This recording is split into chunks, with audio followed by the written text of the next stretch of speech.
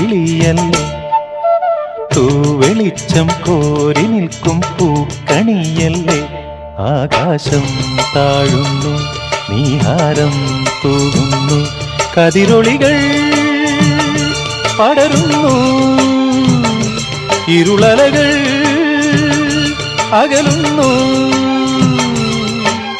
പുലർന്നു പുലർന്നു തെളിഞ്ഞു തെളിഞ്ഞു ചുവന്നു തുടുത്ത മാനം നോക്കി കൂട്ടിൽ നിന്നും മേട്ടിൽ വന്ന പൈങ്കിളിയല്ലേ, തൂവെളിച്ചം കോരി നിൽക്കും പൂക്കണിയല്ലേ.